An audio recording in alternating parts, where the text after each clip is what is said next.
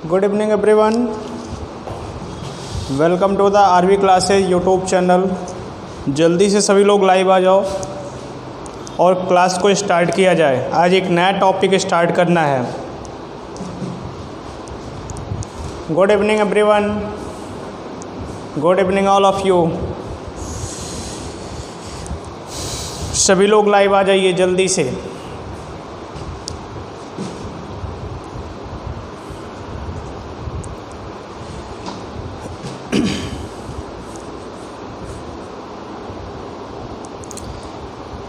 कल मैंने होमवर्क दिया था और क्लास के दौरान ही काफ़ी लोगों ने उसका आंसर दिया और लगभग लोगों ने क्लास के एंड में दिया, कमेंट सेक्शन में दिया और सभी का जवाब बिल्कुल करेक्ट था।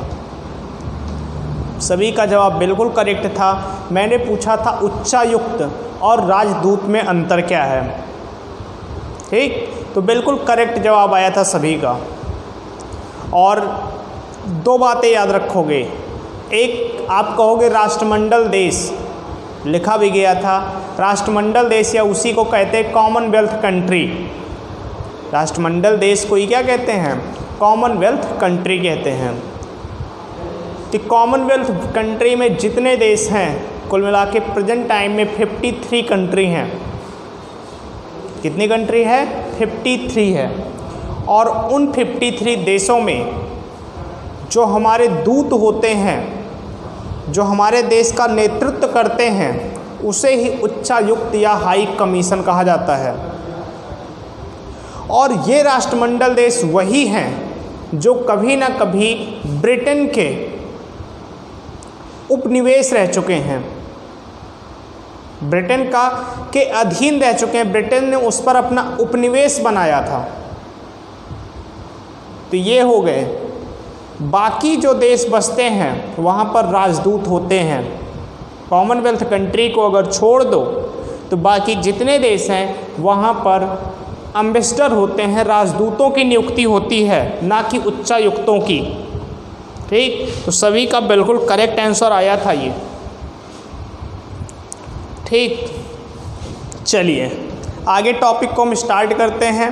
और हमने राष्ट्रपति को कंप्लीट कर लिया था, हमने राष्ट्रपति कंप्लीट कर लिया था और आज हमें स्टार्ट करना है उपराष्ट्रपति के बारे में। जो वाइस प्रेसिडेंट ऑफ इंडिया होता है उसके बारे में हम पढ़ेंगे। लेकिन उसके पहले मैं आपको एक होमवर्क दे देता हूँ। आपके लिए एक होमवर्क है, बाद में भी बता दूंगा, पहले ही बता दे रहा हूँ क्योंकि काफ़ी लोग क्लास के लास्ट में गायब हो जाते हैं। आपको बताना क्या है? कमेंट में लिखना है, ना कि चैट में। क्लास कंप्लीट होने के बाद यह आंसर आपको कमेंट में लिखना है। दो चीज़ें लिखनी हैं। जैसे एक चीज़ हमने पूछा कि देश का राष्ट्रपति प्रेजेंट टाइम में कौन है? सबको पता होगा, तो यहाँ लिखकर अपना टाइम मत वेस्ट करना। उपराष्ट्रपति और प्रधानमंत्री, देखो ये नाम सबको पता होगा, रामनाथ कोविंद, वेंकैया नायडू और नरेंद्र मोदी। ये तीनों लोग हैं। आपको बताना क्या है? इनकी नंबरिंग बताना है, इनका क्रम बताना है, किस क्रम के हैं। जैसे रामनाथ कोविंद किस क्रम के हैं, और क्रम में भी दो आएगा। एक क्या आएगा? व्यक्ति के आधार पर, ठीक? एक आएगा पद के आधार पर। दो क्रम आएगा, तो इसका भी दोनों और इनका दोनों। जैसे एग्जाम्पल बताएं, जैसे रामनाथ कोविंद पद के हिसाब से, मतलब कि आज तक राष्ट्रपति के कितने पद हुए हैं, ठीक? तो टोटल पद के अनुसार कुछ और डाटा होगा और व्यक्ति के अनुसार कुछ और डाटा होगा। क्यों होगा? क्योंकि आपको पता है राजेंद्र प्रसाद 2 बार राष्ट्रपति रहे हैं। राजेंद्र प्रसाद 2 बार राष्ट्रपति रहे हैं, तो पद के अनुसार उनका 2 जोड़ा जाएगा, ठीक? व्यक्ति के आधार पर 1 ही जोड़ा जाएगा। तो इन तीनों का आपको क्रम बताना है। बातें क्लियर है? समझ रहे हो ना क्या पूछ रहे हैं?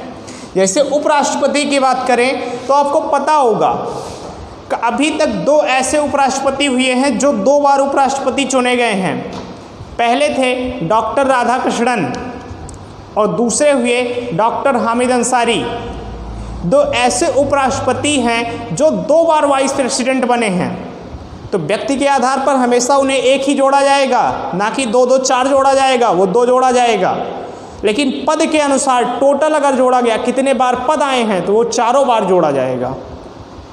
क्रम के अनुसार और व्यक्ति के अनुसार ये तीनों आपका होमवर्क है और पूछा भी जाता है, ये तीनों आपका पूछा जाता है। तो ये हम आपसे आशा करेंगे कि आप सभी कमेंट में इसका आंसर ज़रूर लिखना, ठीक। और कल एक बात हुई थी टॉपिक पढ़ाने की, कोई छोटा छोटा टॉपिक उठाने की, ठीक। तो ये मैं आप लोगों पर छोड़ता हूँ, ये मैं आप लोगों पर छोड़ता हूँ। वैसे रक्षाबंधन के बाद मैं स्टार्ट कर दूँगा छोटे छोटे टॉपिक को उठाना, जो आपके इतिहास से संबंधित होगा, आपके राजनीति से संबंधित होगा, आपके भूगोल से संबंधित होगा, ठीक। जैसे हैदराबाद कैसे आज़ाद हुआ,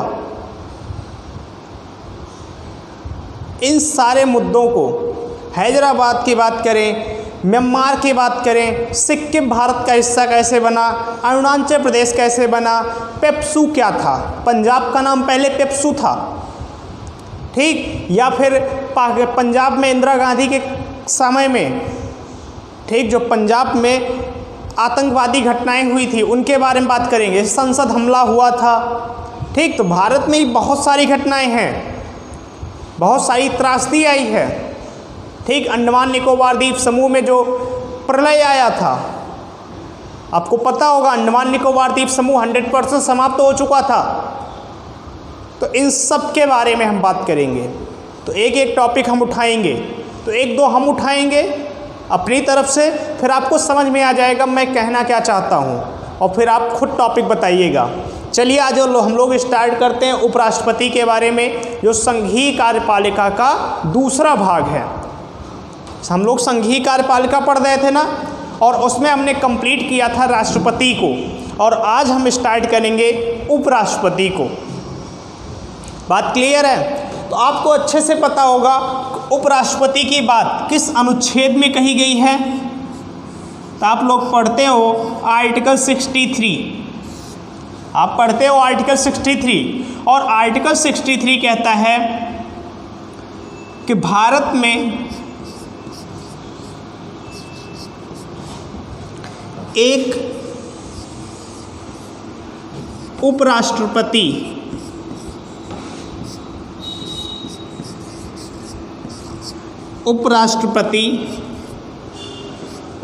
होगा। ऐसा कौन कहता है?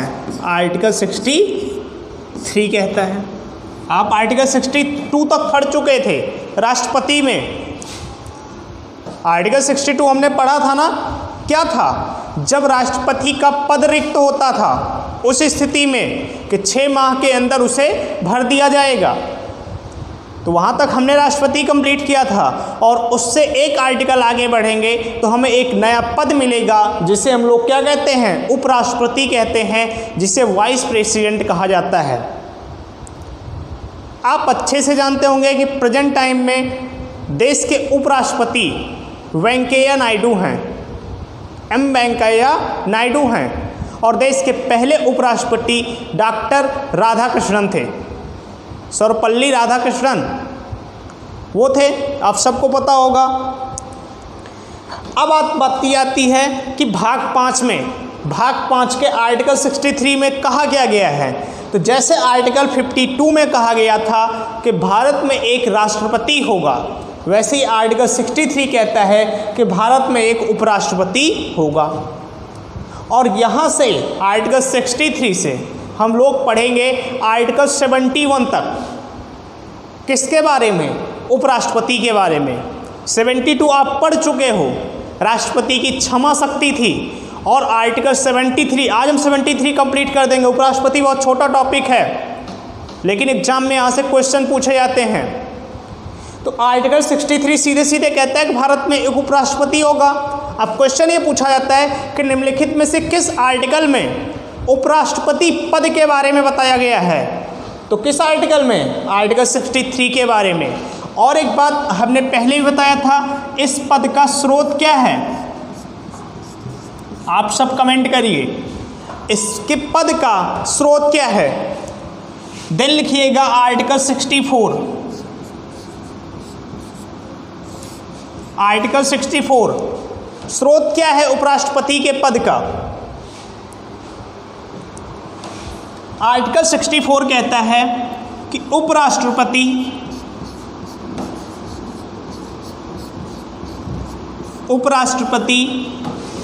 राज्यसभा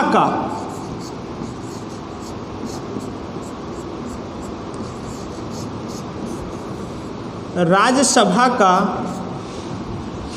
पदेन अध्यक्ष होता है। बिल्कुल करेक्ट हो आप लोग। स्रोत क्या है? अमेरिका है।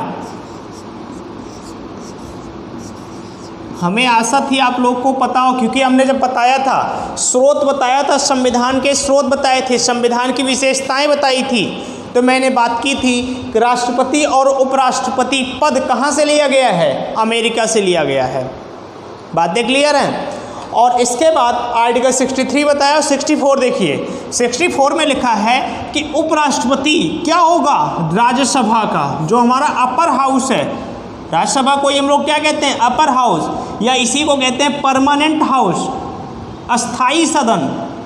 तो उसका क्या होगा? पदेन अध्यक्ष होगा। अब एक बात बताओ, पदेन अध्यक्ष का मतलब क्या होता है? क्या किसी को पता है? पदेन अध्यक्ष कि बैठा दिया जाए। पदेन मतलब उस पद पर बैठा दिया जाए। तो पदेन अध्यक्ष में जो सबसे बड़ी चीज़ होती है, इसमें किसी प्रकार का इलेक्शन नहीं होता है। नो इलेक्शन आप कहोगे, नो इलेक्शन, कोई इलेक्शन नहीं होता है इसका। किसी प्रकार का नॉमिनेट नहीं होता है, कोई नॉमिनेशन नहीं होता है, ना कोई इलेक्शन होगा, ना कोई नॉमिनेशन होगा, ना तो कोई सिलेक्शन होगा, और ना ही उसे अपॉइंट किया जाता है। मतलब ना नियुक्ति होगी, ना चुनाव होगा, ना उसका नाम अनाउंस किया जाएगा, नॉमिनेशन नहीं होगा। जबकि वो क्या होता है? एक पदेन अध्यक्ष होता है, पद का अध्यक्ष, पदेन अध्यक्ष। बात क्लियर है? तो ये कहा गया है आर्टिकल 64 में कहा गया है। बातें क्लियर है यहाँ तक? आर्टिकल 64 क्लियर है? आप सबको पता भी होगा, चीज़ें बहुत आसान हैं। राष्ट्रपति के बाद चीज़ें बहुत आसान हो जाती हैं। बस आप बातों को एक बार सुन लो। आर्टिकल 63 कहता है कि देश का एक उपराष्ट्रपति होगा, भारत देश अर्थात इंडिया का एक उपराष्ट्रपति होगा, ऐसा आर्टिकल 63 कहता है। और 64 कहता है कि वो उपराष्ट्रपति जो हमारा अपर हाउस है, अस्थाई सदन है, राज्यसभा है, उसका पदेन अध्यक्ष होगा। और पदेन अध्यक्ष का आशय यह है कि वह ना तो सिलेक्टेड होगा, ना कोई इसका इलेक्शन होगा, ना नॉमिनेशन होगा, ना तो उसे अपॉइंट किया जाएगा। वो पद का प्रतीक होगा, जिसे कहते हैं पदेन, पद का प्रतीक होना। और पद का प्रतीक कौन होगा? तो वो होगा देश का उपराष्ट्रपति होगा, वाइस प्रेसिडेंट ऑफ इंडिया होगा। बातें यहाँ तक क्लियर है? किसी प्रकार का डाउट हो तो आप क्वेश्चन पूछ सकते हो। बात क्लियर है? तो अगला आर्टिकल लिखो, आर्टिकल 65। आर्टिकल 65 और आर्टिकल 65 क्या कहता है? कार्यवाहक राष्ट्रपति के संदर्भ में हमने बताया भी था, याद करो, जब हमने बताया था आर्टिकल 62, तो उस टाइम मैंने बताया था, इस बात को जिक्र किया था कि यदि राष्ट्रपति नहीं होगा तो उस समय राष्ट्रपति की गद्दी को कौन संभालेगा? तो उपराष्ट्रपति संभालेगा। और उसे कार्य किसमें दिया गया है? तो वो दिया गया है आर्टिकल 65 में। आर्टिकल 65 कहता है कि यदि किसी दशा में राष्ट्रपति का पद रिक्त है या फिर किसी कारणवश देश में राष्ट्रपति मौजूद नहीं है, तो राष्ट्रपति के सारे कार्य कौन संभालेगा? देश का उपराष्ट्रपति संभालेगा। अर्थात उस समय उपराष्ट्रपति एज ए राष्ट्रपति की तरह कार्य करेगा। उसे ही कहते हैं कार्यवाहक राष्ट्रपति। तो कार्यवाहक राष्ट्रपति के बारे में जो उपराष्ट्रपति कार्यवाहक राष्ट्रपति बन जाता है, उससे संबंधित आर्टिकल कौन सा है? तो वो आर्टिकल है 65 है। बातें क्लियर हैं? और मैंने आर्टिकल 62 में क्या बताया था? 62 में ये बताया था कि यदि किसी कारणवश राष्ट्रपति का पद रिक्त हो जाता है तो 6 महीने के भीतर राष्ट्रपति का पद भरना अनिवार्य होगा, और उस समय देश का राष्ट्रपति कार्यवाहक राष्ट्रपति कौन बनेगा? उपराष्ट्रपति बनेगा। तो 62 में आता है उपराष्ट्रपति किस आर्टिकल के तहत? तो आर्टिकल 65 के तहत। आर्टिकल 65 में मान्यता दी गई है उपराष्ट्रपति को, वो राष्ट्रपति बन सकता है, और वो बनेगा किसके तहत? तो आर्टिकल 62 के तहत। और ये भी कहा गया है कि यदि उपराष्ट्रपति भी मौजूद ना हो तो देश का जो चीफ जस्टिस ऑफ इंडिया है, भारत का जो मुख्य न्यायाधीश है सुप्रीम कोर्ट का, वह एज ए कार्यवाहक राष्ट्रपति होगा। और ऐसा मान लो कि देश में मुख्य न्यायाधीश भी नहीं है, तो सुप्रीम कोर्ट का जो वरिष्ठतम न्यायाधीश होगा, जो चीफ होगा, जो सबसे सीनियर जज होगा, फिर वो देश का राष्ट्रपति कहलाएगा। बात क्लियर है यहाँ पर? और एग्जाम्पल है एक ऐसा CJI, एक ऐसा भारत का मुख्य न्यायाधीश जो राष्ट्रपति बन चुका है, तो वो थे हिदायतुल्ला, जो सुप्रीम कोर्ट के मुख्य न्यायाधीश थे, और वो एज ए राष्ट्रपति की तरह कार्य कर चुके हैं। बात समझ में आई? तो उपराष्ट्रपति तो कई बार बने हैं राष्ट्रपति, लेकिन as a CJI, as a Bharat के मुख्य न्यायाधीश हिदायतुल्ला ने राष्ट्रपति का पदभार संभाला है। इस बात को चाहे नोट करके लिख लेना, या जिसे पता है अच्छी बात है। हिदायतुल्ला का नाम जानते रहना। आर्टिकल 65 पे लिखिए, यही बातें लिखनी है। लिखिए, राष्ट्रपति का पद आकस्मिक रिक्त होने की स्थिति में राष्ट्रपति का पद आकस्मिक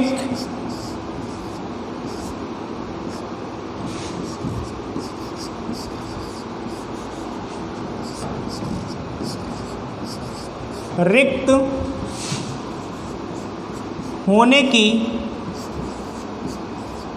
की स्थिति में उपराष्ट्रपति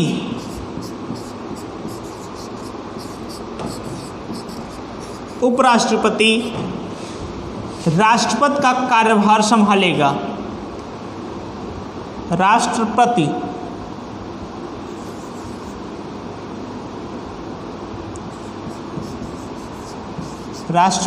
का कार्यभार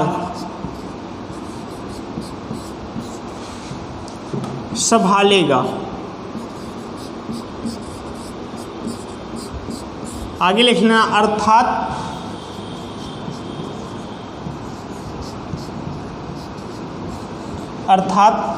उपराष्ट्रपति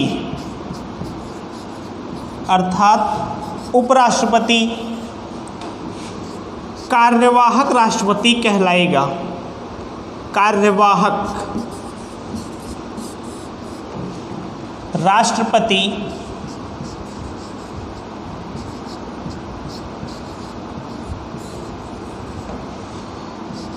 कहलाएगा।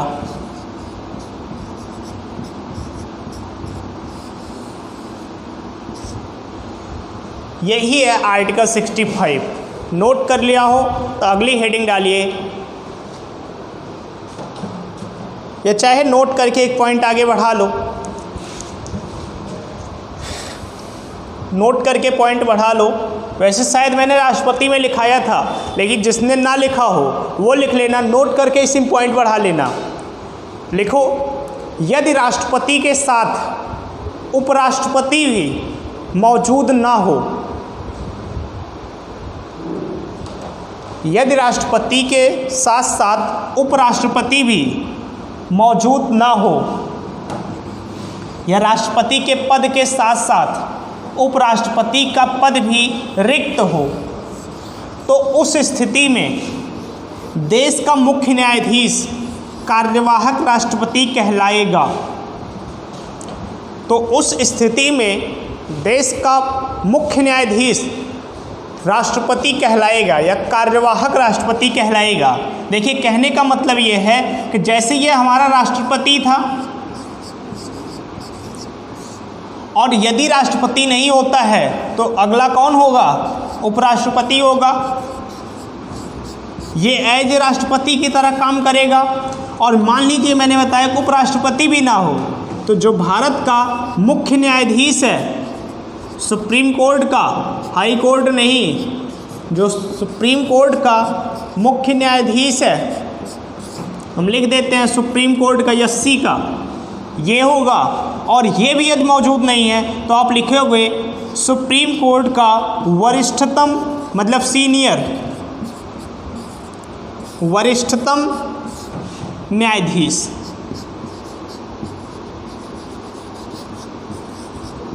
देश का क्या कहलाएगा? राष्ट्रपति कहलाएगा। वो भी कैसा राष्ट्रपति? तो कार्यवाहक राष्ट्रपति कहलाएगा। ठीक, ये आपको अगर लिखना हो तो लिख लीजिएगा। राष्ट्रपति होगा तो अच्छी बात है, यदि राष्ट्रपति मौजूद नहीं है तो देश का उपराष्ट्रपति ही कार्यवाहक राष्ट्रपति कहलाएगा। मान लीजिए किसी कारणवश ये भी ना हो और ये भी ना हो, तो देश का जो मुख्य न्यायाधीश होगा सुप्रीम कोर्ट का, वो एज ए राष्ट्रपति की तरह काम करेगा। और मान लीजिए बाई चांस ये भी ना हो, तो सुप्रीम कोर्ट का मुख्य न्यायाधीश क्या होगा? सुप्रीम कोर्ट का जितने भी न्यायाधीश होंगे उसमें से एज के हिसाब से वरिष्ठतम मतलब क्या है? जो सीनियर मोस्ट जज होगा वही फिर क्या कहलाएगा? देश का राष्ट्रपति कहलाएगा। वो भी कार्यवाहक राष्ट्रपति। यही है आर्टिकल 65। अगला लिखिएगा आर्टिकल 66। आर्टिकल 66 और आर्टिकल 66 में लिखिए उपराष्ट्रपति का निर्वाचन, उपराष्ट्रपति का निर्वाचन, योग्यता तथा अर्हताएं, उपराष्ट्रपति का, किसका? उपराष्ट्रपति का, वाइस प्रेसिडेंट का, उपराष्ट्रपति का निर्वाचन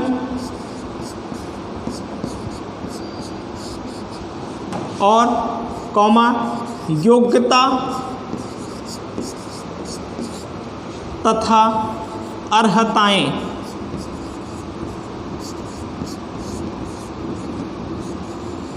मतलब उपराष्ट्रपति का निर्वाचन किस प्रकार से होगा, निर्वाचन प्रणाली क्या होगी, दूसरी बात योग्यता क्या होगी, एलिजिबिलिटी क्या होगी, और अर्हताएं मतलब क्वालिफिकेशन क्या होगी। इन तीनों के बारे में एक ही आर्टिकल में बताया गया है और वो आर्टिकल है आर्टिकल 66 है। और आर्टिकल 66 में बताया गया है कि उपराष्ट्रपति का चुनाव भी राष्ट्रपति की तरह अप्रत्यक्ष होगा। कैसा चुनाव होगा? अप्रत्यक्ष होगा। तो पहला पॉइंट लिखिए इसमें, इन सब में पहला पॉइंट, कई पॉइंट बनेंगे इसमें, ऐसे करके एक लाइन खींचिएगा पूरा और इसमें पहला पॉइंट ऐसे करके लिखिए उपराष्ट्रपति का चुनाव अप्रत्यक्ष होता है। मैंने बताया था अप्रत्यक्ष चुनाव प्रणाली। जैसे राष्ट्रपति का चुनाव उपराष्ट्रपति का चुनाव, एमएलसी का चुनाव, अपने यहाँ एमएलसी का चुनाव होता है, वो भी अप्रत्यक्ष होता है, प्रत्यक्ष रूप से नहीं होता है। ठीक, तो लिखेगा उपराष्ट्रपति का चुनाव अप्रत्यक्ष रूप से होता है, पहला पॉइंट। दूसरा लिखिएगा, दूसरा लिखिए, लिखिए उपराष्ट्रपति को वोट, उपराष्ट्रपति को वोट, वोट मतलब मत, कौन देता है? उपराष्ट्रपति को वोट लोकसभा तथा राज्यसभा के सभी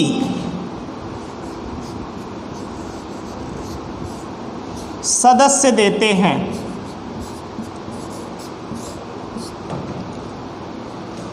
उपराष्ट्रपति को वोट कौन कौन देता है?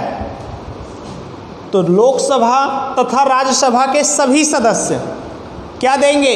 उपराष्ट्रपति को वोट देंगे। अब याद होगा कि मैंने राष्ट्रपति का जो निर्वाचक मंडल बताया था, ये बताया था कि राष्ट्रपति का भी चुनाव अप्रत्यक्ष होगा, बिल्कुल सही है, यहाँ भी हो रहा है। लेकिन याद करो राष्ट्रपति में, तो राष्ट्रपति में हमने ये नहीं लिखा था, सभी नहीं लिखा था, जबकि सभी की जगह मैंने वहाँ पर लिखा था कि केवल निर्वाचित सदस्य, मतलब मनोनीत नहीं थे। लेकिन यहाँ पर मनोनीत भी आ जाएंगे, अंतर बस इतना है। और इसके साथ राष्ट्रपति में सभी विधानसभा के जो विधायक होते हैं वो भी राष्ट्रपति के चुनाव में वोट डालते थे। लेकिन यहाँ पर विधायकों का कोई रोल नहीं होता है, न ही राज्यों का और न ही केंद्र शासित प्रदेशों का। तो किसी भी प्रकार से एमएलए वोट नहीं देंगे, उपराष्ट्रपति को वोट केवल एमपी देंगे, और वो एमपी मेंबर ऑफ पार्लियामेंट या उसे ही संसद कहते हैं, सांसद, जो लोकसभा और राज्यसभा में बैठते हैं, और वो सभी प्रकार के सभी सदस्य वोट दे सकते हैं। किसे? उपराष्ट्रपति को। यही होता है उपराष्ट्रपति का निर्वाचक मंडल। बात क्लियर? अगला पॉइंट लिखिए, निर्वाचक मंडल के बाद अगला पॉइंट लिखिए,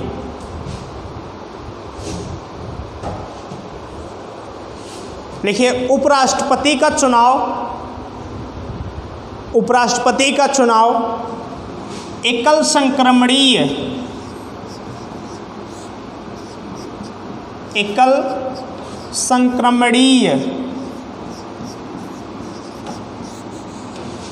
मत प्रणाली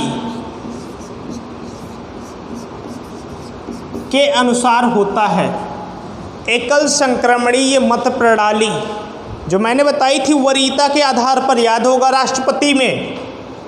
इसीलिए राष्ट्रपति के पढ़ने के बाद सारी चीज़ें आपको आसान लगेंगी, क्योंकि मैंने इस बारे में बता चुके हैं कि एकल संक्रमणीय मत प्रणाली क्या होती है। तो यहाँ पर हम फिर से नहीं बताएंगे, मैंने इसे राष्ट्रपति में बताया था, राष्ट्रपति की निर्वाचक पद्धति के बारे में। सेम वही पद्धति यहाँ पर भी होती है, उपराष्ट्रपति में भी होती है। तो लिखिएगा उपराष्ट्रपति का चुनाव एकल संक्रमणीय मत प्रणाली के द्वारा होता है। ठीक, अगला पॉइंट लिखिएगा,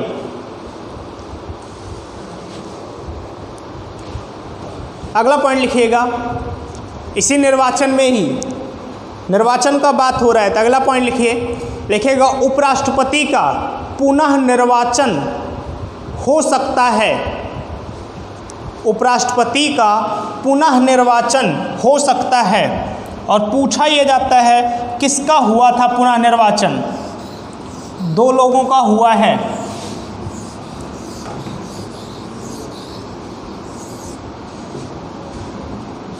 पुनः निर्वाचन हो सकता है मीन्स पुनः निर्वाचन क्या है? मान्य है। और किसका किसका हुआ है? तो एक का नाम लिखना राधाकृष्णन,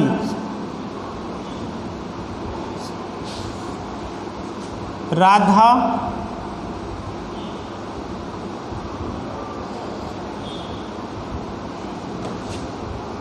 कृष्णन,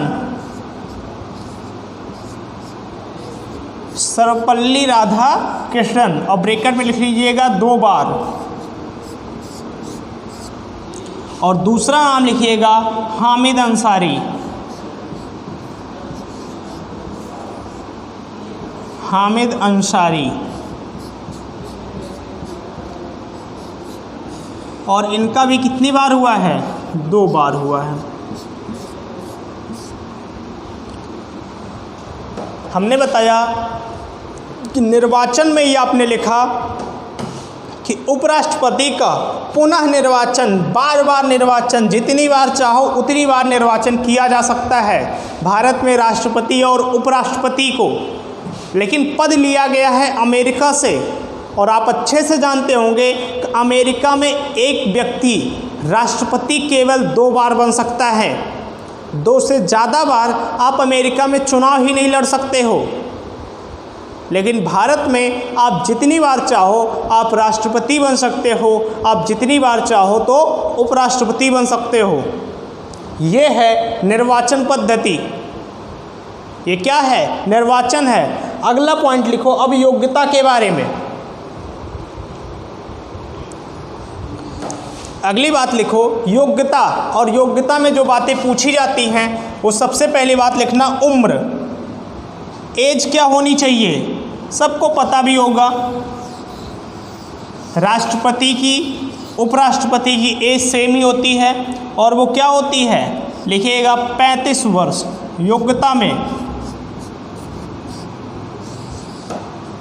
योग्यता में लिखिएगा उम्र 35 वर्ष। उम्र कितनी होती है? 35 वर्ष होती है। अच्छा बताओ, और किसकी इसकी उम्र 35 वर्ष होती है? इसकी हो गई, राष्ट्रपति की हो गई, और बताओ और किसकी होती है?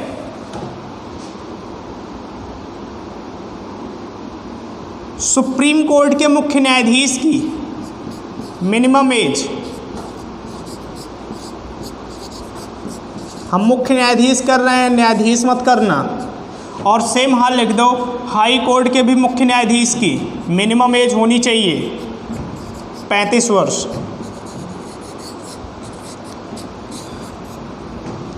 ठीक, तो ये योग्यता हो गई। अर्हताएं में आप 3-4 पॉइंट लिख सकते हो। जैसे सबसे पहला पॉइंट होता है कि वह भारत का नागरिक होना चाहिए, बहुत बेसिक से बात है। अगला पॉइंट आप लिखोगे, ये लिखने की ज़रूरत नहीं है, सबको पता है, वह भारत का नागरिक होना चाहिए, तभी आप कोई चुनाव लड़ सकते हो।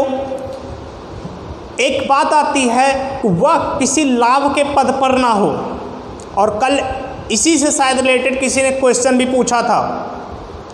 क्वेश्चन और लोगों ने पूछा था, लेकिन मैं उसे देख नहीं पाया हूँ क्वेश्चन को, तो नेक्स्ट क्लास में उन क्वेश्चन का आंसर ज़रूर दे दूँगा।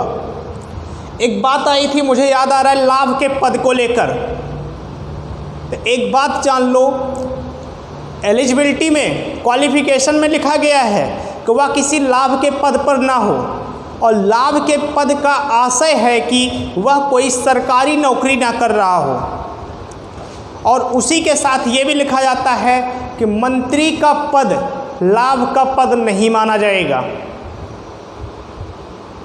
बात समझ में आ रही है? तो ये अपना बचाव किए हुए हैं। अगर ये मंत्री हैं तो राष्ट्रपति का चुनाव लड़ सकते हैं, उपराष्ट्रपति का चुनाव लड़ सकते हैं, ताकि उपराष्ट्रपति हार गए तो मंत्री पद बचा रहे। लेकिन मान लीजिए एक कोई अध्यापक है और वो राष्ट्रपति का चुनाव लड़ना चाहता है, उपराष्ट्रपति का चुनाव लड़ना चाहता है, तो उसे पहले अपनी नौकरी से इस्तीफा देना होगा, तो जिससे राष्ट्रपति भी जाए और आपकी नौकरी भी जाए। लेकिन मंत्री साहब कलाकार थे, उन्हें राष्ट्रपति ना बने तो मंत्री बने रहेंगे। तो ये हमारे संविधान में, अब चाहे आप अच्छाइयाँ कहो या फिर बुराइयाँ हैं, या कूटनीति जिसे कहोगे, ठीक, इसी को लाभ का पद कहा गया है। और आप भी समझ रहे होंगे किस प्रकार का लाभ का पद है ये। दिमाग लगाओ, अपने आप समझ जाओगे। अगला पॉइंट लिखना, लाभ के पद पर ना हो, योग्य अर्हताएं में अगला पॉइंट लिखिए। लिखिए, वह राज्यसभा का सदस्य बनने के योग्य हो। अर्हताएं में अगला पॉइंट कह रहा है कि राज्यसभा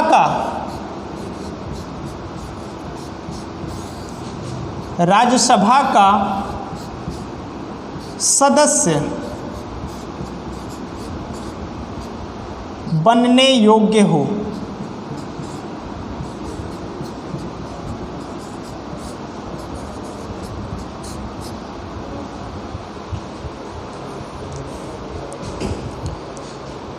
ठीक, और लास्ट पॉइंट लिखिए अर्हताएं में।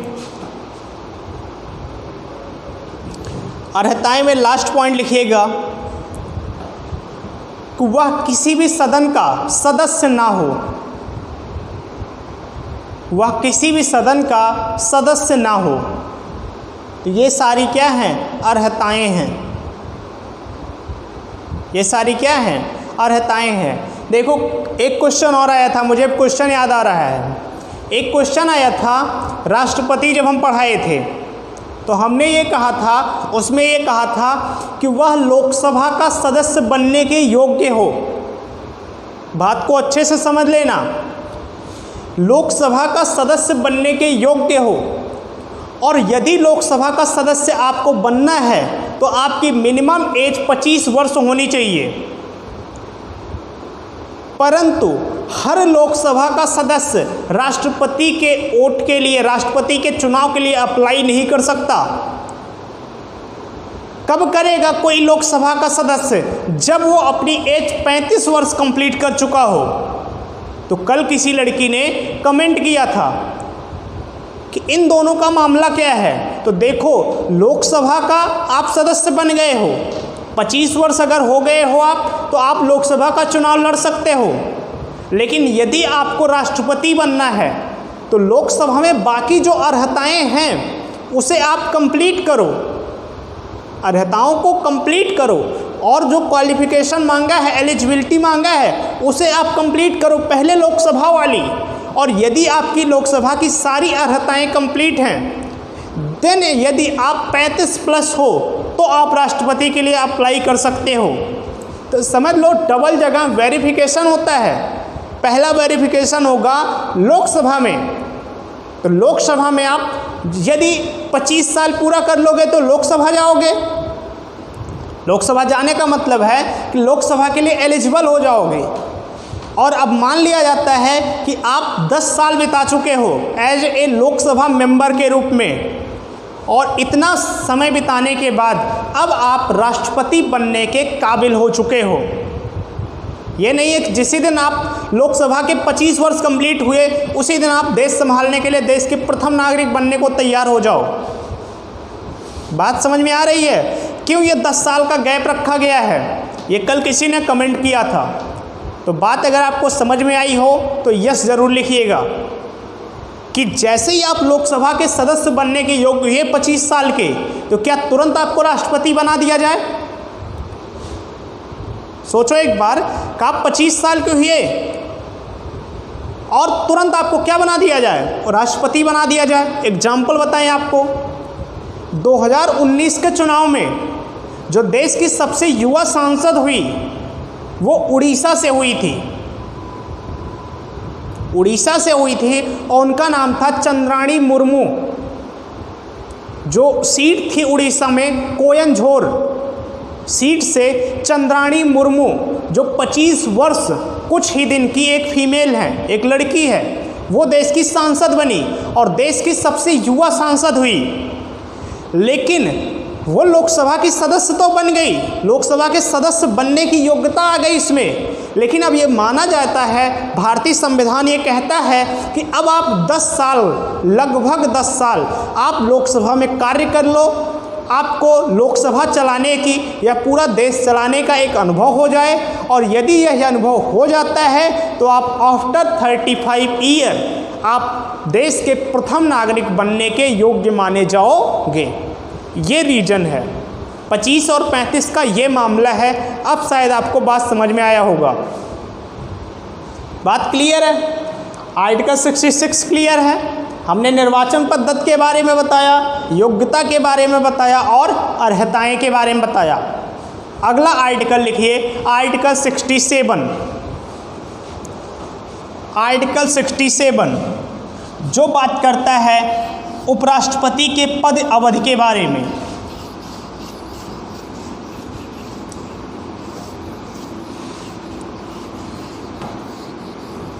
राष्ट्रपति के पद अवधि के बारे में बात करता है और वो आर्टिकल है आर्टिकल 67।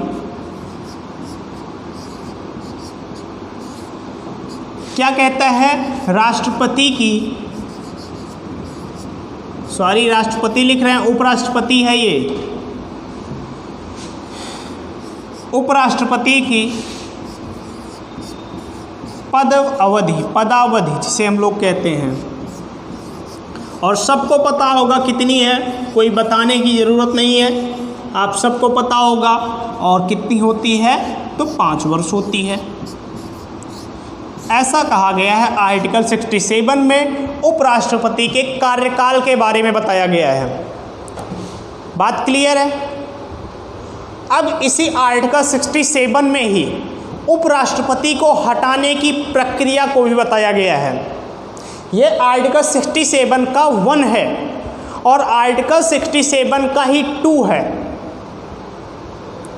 और आर्टिकल 67 के 2 में ही बताया गया है उपराष्ट्रपति को हटाने की प्रक्रिया। आप सबको पता भी होगा, आप सबको पता होगा उपराष्ट्रपति को हटाने की प्रक्रिया क्या होती है।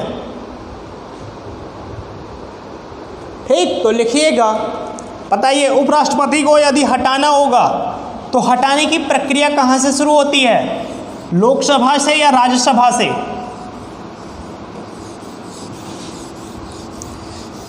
आज हम आपको एक नए शब्द के बारे में बताएंगे जो उपराष्ट्रपति में ही आता है। 67 का बी या 67 का 2, ये बी लिखे हैं। ये क्या कहता है? उपराष्ट्रपति को हटाने की प्रक्रिया।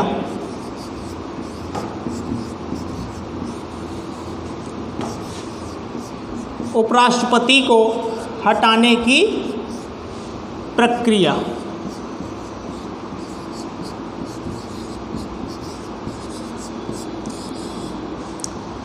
ठीक, अब देखो उपराष्ट्रपति को हटाने की प्रक्रिया क्या होती है। तो सबसे पहली बात मैंने पूछा कि यदि देश के उपराष्ट्रपति को अपने पद से हटाया जाना हो तो यह प्रक्रिया हमेशा शुरू होगी कहाँ से? तो प्रक्रिया हमेशा शुरू होगी राज्यसभा से। इस बात को अच्छे से नोट कर लेना, एग्जाम में पूछा जाता है। क्योंकि मैंने बताया था कि यदि राष्ट्रपति को हटाया जा रहा था तो दोनों सदनों में से कहीं भी महाभियोग को लगाया जाता था, लेकिन यदि बात उपराष्ट्रपति को हटाने की होगी तो प्रक्रिया की शुरुआत हमेशा तो हमेशा कहाँ से होगी? राज्यसभा से होगी, अपर हाउस से होगी या फिर अस्थाई सदन से होगी। कभी भी लोअर हाउस में, लोकसभा में उपराष्ट्रपति को हटाने की प्रक्रिया की शुरुआत नहीं हो सकती किसी भी कीमत पर। इस बात को लिख लेना। ठीक, तो अगर प्रक्रिया की बात करें, यदि हम प्रक्रिया की बात करते हैं तो प्रक्रिया में जो सबसे पहली प्रक्रिया होती है, यदि हम चलते हैं क्या करते हैं? उपराष्ट्रपति को हटा देते हैं पद से। तो हटाने की प्रक्रिया क्या होगी? सबसे पहली बात होती है कि राज्यसभा को सूचना देनी होती है। राज्यसभा को सूचना देनी होती है। सूचना देना अनिवार्य होता है कि हम उपराष्ट्रपति को हटाने की प्रक्रिया शुरू कर रहे हैं। तो चलिए, हमने राज्यसभा को आपको सूचना दे दी कि आज हम उपराष्ट्रपति को पद से हटाएंगे, आप इसके गवाह बनोगे। तो सबसे पहला काम किया कि मैंने आपको सूचना दे दिया कि आज उपराष्ट्रपति का हम क्या करेंगे? पद हटाएंगे, इसे आज से इस्तीफा दिलवाएंगे। कैसे? तो सबसे पहली बात हमने आपको सूचना दे दी।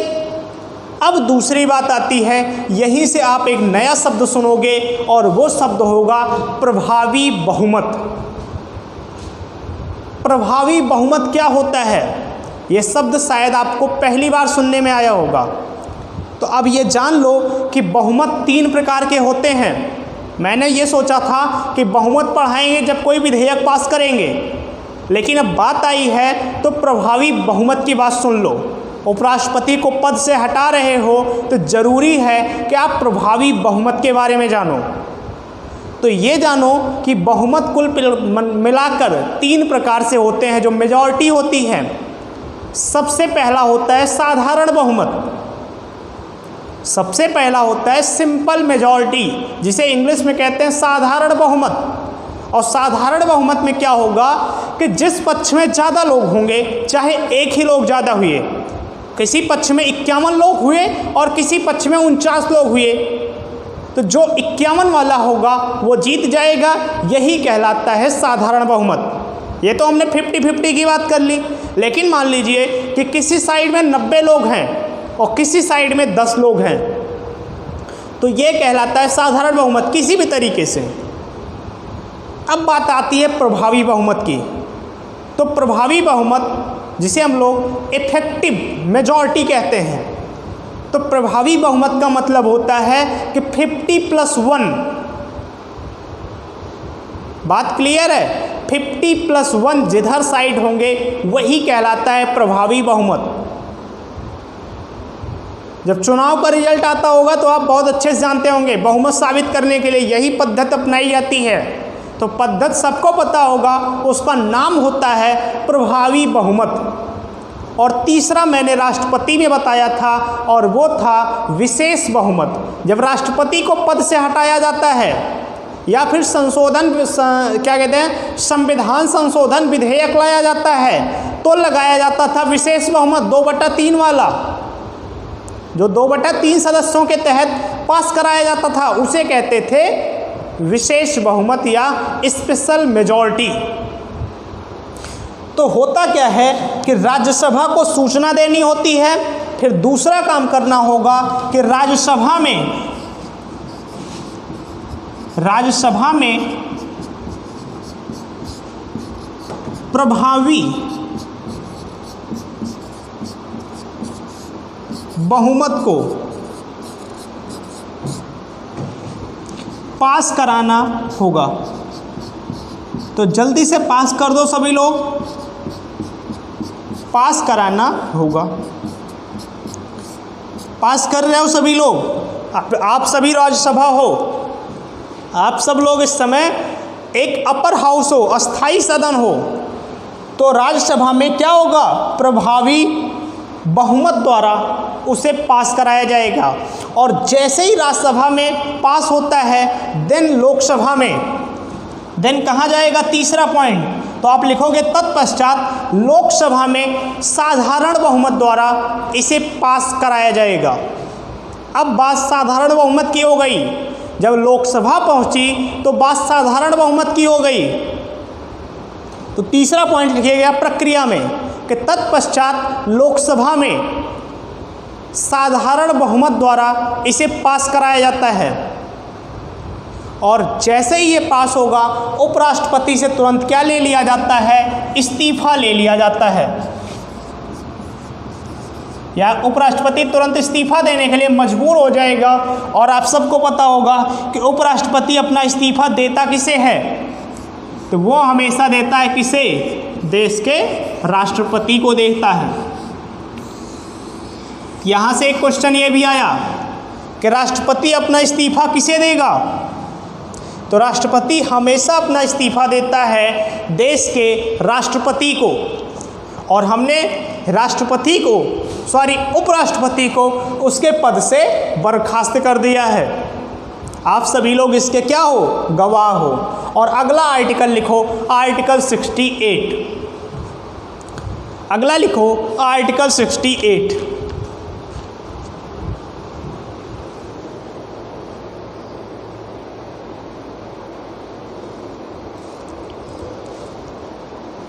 लिखेगा आर्टिकल 68।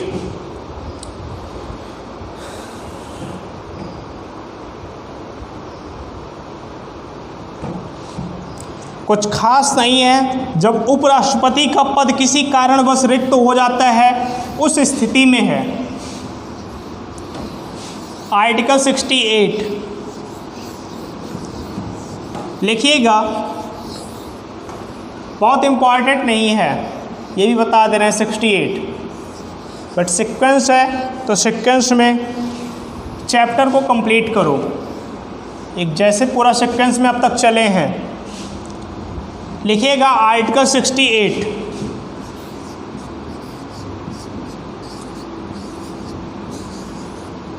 लिखिएगा उपराष्ट्रपति का पद,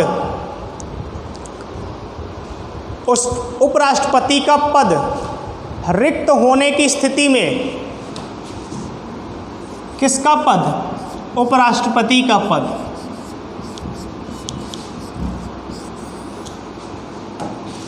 का पद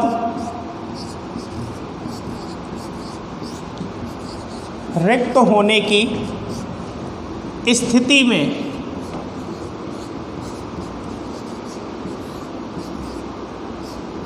कभी वैसे सिचुएशन आई नहीं है। स्थिति में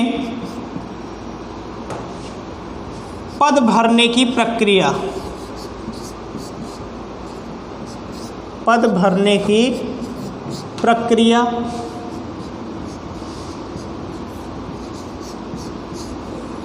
तथा अर्हताएं, एलिजिबिलिटी क्या होगी, ये बताया गया है, बतलाया गया है आर्टिकल 68 में। और अगला आर्टिकल लिखिए आर्टिकल 69। बहुत आसान आर्टिकल है, लेकिन आर्टिकल 69 बार बार पूछा जाता है। आर्टिकल 69 लिखिएगा, जो कि इम्पॉर्टेंट है, टिक लगा लीजिएगा। ये आप टिक ना भी लगाओ तो ठीक है, कभी पूछा नहीं जाता है ये आर्टिकल 68। लिखिएगा आर्टिकल 69, और 69 कहता है उपराष्ट्रपति का शपथ, उपराष्ट्रपति का शपथ, या फिर शपथ कोई और क्या कहते हैं, ओथ कहते हैं, या फिर उसी को प्रतिज्ञान कहते हैं। ठीक, और शपथ किसके समक्ष लेता है? तो वो लेता है राष्ट्रपति के समक्ष। आप लिख लीजिएगा, शपथ किसके समक्ष लेगा? तो राष्ट्रपति के समक्ष लेगा। राष्ट्रपति शपथ दिलवाता है किसे? देश के उपराष्ट्रपति को दिलवाता है। ये था हमारा आर्टिकल 69। ये हमारा क्या है? आर्टिकल 69 है। अगला लिखिए आर्टिकल 70, आर्टिकल 70। जैसे देश के राष्ट्रपति को शपथ कौन दिलवाता था? Chief justice of India. तो वैसे उपराष्ट्रपति को शपथ दिलवाएगा अब देश का राष्ट्रपति दिलवाएगा। अगला पॉइंट लिखिए आर्टिकल 70, आर्टिकल 70, और आर्टिकल 70 लिखिएगा,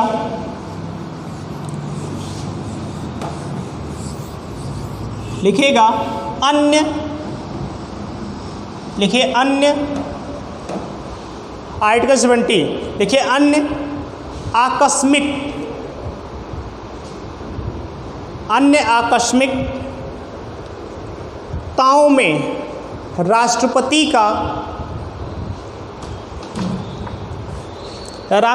के अन्य आकस्मिकताओं, लिखना पड़ेगा सब कुछ, अन्य आकस्मिकताओं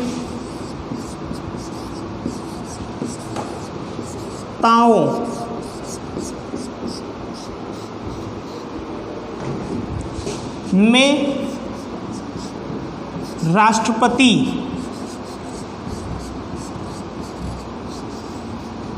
के कार्यों का निर्वहन, ये कहा गया है आर्टिकल 70 में। कार्यों, राष्ट्रपति के कार्यों का निर्वहन। देखिए मतलब क्या है इसका? मतलब यह है जैसे देश में राष्ट्रपति हो और किसी कारणवश, आकस्मिक कारणवश राष्ट्रपति अपना कार्य किसे सौंप देता है? उपराष्ट्रपति को सौंप देता है। तो किस आर्टिकल के तहत? तो आर्टिकल 70 के तहत। बात क्लियर है? अगला लिखिए, अगला लिखिए लास्ट आर्टिकल। ये बात समझ में आ रही है? आकस्मिकताओं का मतलब है कि किसी कारणवश, अचानकवश राष्ट्रपति अपना कोई कार्य, एग्जाम्पल में राष्ट्रपति को कहीं जाना था और राष्ट्रपति को इमरजेंसी में कहीं और जाना पड़ गया, तो जो अपना राष्ट्रपति खुद काम जिसके लिए जा रहा था पहले, वो कार्य दे दिया किसे? उपराष्ट्रपति से, कि भैया जाओ आप ये काम जाओ और इस काम को करो। तो किस आर्टिकल के तहत कहेगा? तो आर्टिकल 70 के तहत कहेगा और उपराष्ट्रपति वो कार्य करना पड़ेगा। किसके तहत? आर्टिकल 70 के तहत। राष्ट्रपति को ये छूट मिली हुई है, वह अपना कोई भी कार्य उपराष्ट्रपति को बतला सकता है। और अगला और लास्ट आर्टिकल लिखिए इससे संबंधित, आर्टिकल 71।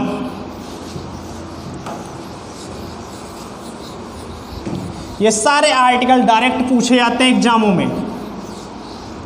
आर्टिकल 71 और आर्टिकल को याद करने का ट्रिक मैंने बताया था, वही काम करते रहो। आर्टिकल 71 लिखिएगा, राष्ट्रपति तथा उपराष्ट्रपति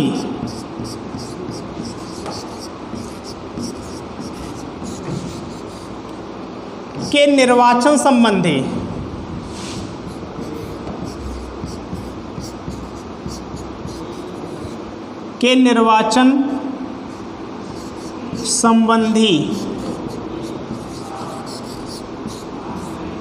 विषय,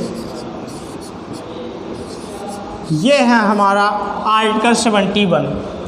देखिए, हमने यदि बताया नहीं था राष्ट्रपति के चुनाव के समय कि यदि राष्ट्रपति के चुनाव या उपराष्ट्रपति के चुनाव संबंधित कोई भी विवाद होगा या कोई भी नियम कानून होगा तो वो किसके अंतर्गत रखा गया है? तो आर्टिकल 71 के तहत रखा गया है। आर्टिकल 71 के तहत रखा गया है। और यदि निर्वाचन संबंधी कोई विवाद होगा तो वो सुप्रीम कोर्ट जाता है। आप सबको पता होगा निर्वाचन आयोग का इसमें कोई योगदान नहीं होता है, ठीक। तो सुप्रीम कोर्ट उसमें क्या होता है? मध्यस्थता करता है। लेकिन ये सारे विषय निर्वाचन संबंधित किस आर्टिकल में लिखे गए हैं? तो वो आर्टिकल है हमारा आर्टिकल 71। और आर्टिकल 72 की अगर हम बात करते हैं, अगर हम बात करें आर्टिकल 72 की, तो हमने कल भी बताया था वो किससे संबंधित है? राष्ट्रपति की क्षमा शक्ति से संबंधित है। किससे संबंधित है? तो राष्ट्रपति की क्षमा शक्ति से संबंधित था, आपने लिखा होगा। और इसके बाद आर्टिकल 73 है। इसके बाद क्या है? आर्टिकल 73 है। चाहे तो आप सीक्वेंस में नोट भी कर सकते हो। और आर्टिकल 73 भी क्या कहता है? संघ कार्यपालिका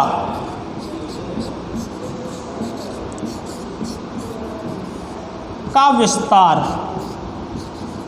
देखिए कितनी मज़ेदार बात है। हमने बताया था कि आर्टिकल 52 के तहत क्या बनाई गई थी? भाग 5 हुआ था। भाग 5 में एक राष्ट्रपति का पद बनाया गया और कहा गया कि संघीय कार्यपालिका का प्रमुख कौन होगा? देश का राष्ट्रपति होगा। और उसने कुछ कार्य अपने जिम्मे ले लिए और उसके कार्यों को किसी कारणवश यदि किसी और को चलाना हुआ तो एक और पद बना दिया गया कि जिसका नाम क्या था? उपराष्ट्रपति था। तो संविधान निर्माताओं ने सोचा कि कार्य तो बहुत ज़्यादा हैं, तो सारे कार्य किसके ऊपर आएंगे? राष्ट्रपति और उपराष्ट्रपति के पास आएंगे। तो 52 से लेकर 72 तक बात की किसके बारे में? राष्ट्रपति और उपराष्ट्रपति के बारे में। लेकिन कार्य अधिक हो रहे थे तो फिर उसने क्या लिख दिया कि अब क्या होगा? आर्टिकल 73 के तहत संघ कार्यपालिका का विस्तार किया जाएगा। और विस्तार के ही तहत अब आप पढ़ोगे 74 में और 75 में, अब आप पढ़ोगे मंत्रिपरिषद के बारे में, प्रधानमंत्री के बारे में। यहीं से आपका क्या होगा, आर्टिकल 74 स्टार्ट होगा, जो आपका शुरू होगा मंत्री परिषद। तो आप 74 और 75 में पढ़ोगे मंत्री परिषद और आर्टिकल 76 में पढ़ोगे महान्यायवादी, और आपका पांचों पार्ट कंप्लीट हो जाएगा। तो 4 हमने भाग बताए थे वो कंप्लीट हो जाएगा, और फिर हम स्टार्ट करेंगे संसद को। फिर हम स्टार्ट करेंगे किसे, संसद को। तो कल हमारा आर्टिकल 74, आर्टिकल 75 और आर्टिकल 76, ये तीनों आर्टिकल हमारा कंप्लीट होगा। तो उपराष्ट्रपति टॉपिक यहीं पर आज कंप्लीट होता है। आर्टिकल 63 से लेकर आर्टिकल 71 तक, और आर्टिकल 72 आप पहले भी पढ़ चुके थे राष्ट्रपति की न्यायिक शक्तियों में। और आर्टिकल 73 कहता है कि भैया राष्ट्रपति और उपराष्ट्रपति सब कुछ करेंगे देश में, कार्य बहुत ज़्यादा हैं, इसीलिए अब हम संघ कार्यपालिका का विस्तार करते हैं। तो विस्तार के बारे में कहा गया 73 में, और विस्तार किया गया आर्टिकल 74 में, आर्टिकल 75 में, आर्टिकल 76 में, और कार्यों को बांटा गया। ठीक, फिर वास्तविक कार्यपालिका का क्या कहते हैं, शासक कौन होगा, अब होगा मंत्रिपरिषद में ही प्रधानमंत्री। तो कल हम 74, 75 और 76 के बारे में जानेंगे। तो आपका होमवर्क मैंने पहले भी लिखा था, एक बार फिर से बता दे रहे हैं। जो वीडियो में लास्ट में जुड़े हैं वो एक बार होमवर्क को फिर से देख लो। आपका होमवर्क है देश का राष्ट्रपति, नाम नहीं लिखना है, उपराष्ट्रपति,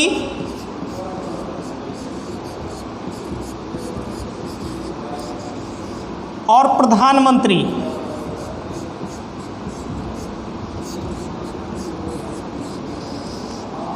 इन तीनों का आपका क्रम लिखना है। जैसे किस नंबर के इस समय राष्ट्रपति हैं, और मैंने बताया क्रम 2 प्रकार से होंगे सब में, एक क्रम के अनुसार और एक व्यक्ति के अनुसार, व्यक्ति के आधार पर और एक क्रम के आधार पर। ये आपका होमवर्क है, और कल हम स्टार्ट करेंगे मंत्री परिषद को। बात क्लियर है? कल हम क्या स्टार्ट करेंगे, मंत्री परिषद को। चलिए फिर कल के वीडियो में हम आपसे पुनः मिलेंगे इसी टाइम पर। तब तक आप लोग वीडियो को लाइक करना, अपने दोस्तों में शेयर करना, और अपना ख्याल रखना। Good night, take care.